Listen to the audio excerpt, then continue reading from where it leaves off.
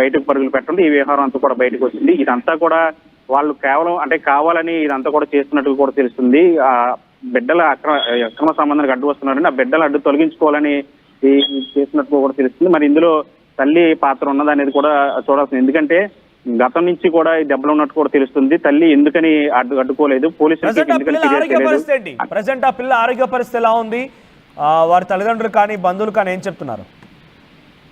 అంటే వాస్తవానికి ఈమె భర్తతో విభేదాలైన తర్వాత అందరితో దూరంగా ఉంటుంది. కేవలం పవన్ తో మాత్రం ఈమె సహజీవనం చేస్తుంది. అందరికి దూరంగా ఉంటే పిల్లలను కూడా తమ వద్దే పెట్టుకుని అతనితో పవన్ తో కలిసి ఉంటున్న పరిస్థితి. అయితే ప్రస్తుతం ఇద్దరు చిన్నారుల మీద కూడా విచక్షణంగా దాడి చేయడంతో ఆ చిన్నారుల పరిస్థితి కొంచెం విషమంగా ఉందని చెప్పాలి. ఎందుకంటే ఆ తీవ్రమైన గాయాలు తట్టుకోలేక వాళ్ళు బోరును విలిపిస్తున్న పరిస్థితి కూడా చూసాము. మన విజువల్స్ కూడా చూడొచ్చు ఏ విధంగా చిన్నారులు విలిపిస్తున్నారు అనేది. డాక్టర్ కూడా చెప్తున్నారు వైద్యం చేయాలి. అయితే ప్రస్తుతానికి అయితే ఆరోగ్య పరిస్థితి నిలకడగా ఉందని చెప్తున్నారు. కానీ చిన్నపిల్లలు కాబట్టి దెబ్బలకు తట్టుకోలేక బాధపడుతున్నారని చెప్తున్నారు. అయితే పోలీసులు కూడా వచ్చి దీని మీద విచారణ చేస్తున్నారు. ఏం జరిగింది ఏంటనే వివరాలను కూడా అడిగి తెలుసుకుంటున్నారు. దీన్ని బట్టి అంటే తల్లి పాత్ర ఉందా, ఈ తల్లి కూడా ఈ దీంట్లో భాగస్వామ్యం ఉందా, అంటే బిడ్డల అడ్డు తొలగించుకోవడానికి తల్లి కూడా ప్రయత్నిస్తుందా అనే దాని మీద కూడా అనే కోణంలో కూడా పోలీసులు కూడా విచారణ చేస్తున్నారు.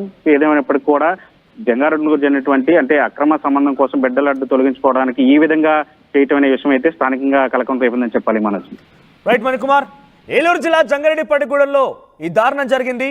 జంగారెడ్డిగూడెంలో ఉన్నటువంటి శశి పవన్ అనేటువంటి వ్యక్తులు అక్రమ సంబంధంతో ఆల్రెడీ శశికి పెళ్లి అయింది, కానీ భర్తతో విభేదాల కారణంగా దూరంగా ఉంటుంది. ఏడాది కాలంగా పవన్తో కలిసి ఉంటుంది. ఇద్దరు పిల్లలు కూడా ఉన్నారు. అయితే పిల్లలు అక్రమ సంబంధానికి అడ్డుగా వస్తున్నారని చెప్పి పవన్తో కలిసి ఆ పిల్లలపైన విచక్షణారహితంగా దాడి చేయడం కాకుండా ఆ గాయాలపైన పచ్చిమిర్చి కారంతో రాయడం, వారిని చిత్రహింసలకు గురి చేయడం తెలుస్తోంది. సో నిన్న దాడి ఘటన ఈ రకంగానే పిల్లలపైన దాడి చేశాడు. చార్జర్తో దాడి చేసి ఈ రకంగా దుర్ఘటనకి మరోసారి పాల్పడుతున్న నేపథ్యంలో స్థానికులు గమనించి వెంటనే పోలీసులకు సమాచారం అందించారు. ఆ పిల్లలను కూడా స్థానిక ఆసుపత్రి తరలించారు.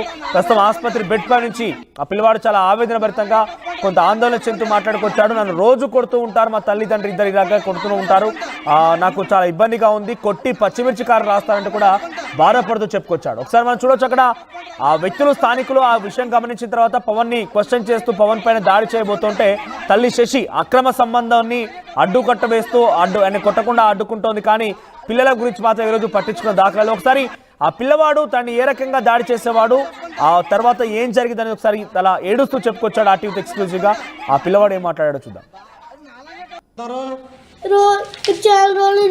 కొట్టేసి పచ్చిమిరపకాయలు కారం రాస్తారు. ఎవరు రాస్తున్నారు? మా అమ్మ మా డాడీ. డైలీ ఎలాగ చేస్తారా? మీ అమ్మగారి పేరేంటి? శశి. శశి. ఇంటి పేరు? గణాలు. నాన్న పేరు? పవను. ఇంటి పేరు? గణాలు. చాలా రోజుల నుంచి కొట్టేసి పచ్చిమిరపకాయలు కారం రాస్తారు. ఎవరు రాస్తున్నారు? మా అమ్మ మా డాడీ. డైలీ ఎలాగ చేస్తారా? మీ అమ్మగారి పేరేంటి? శశి. శశి. ఇంటి పేరు?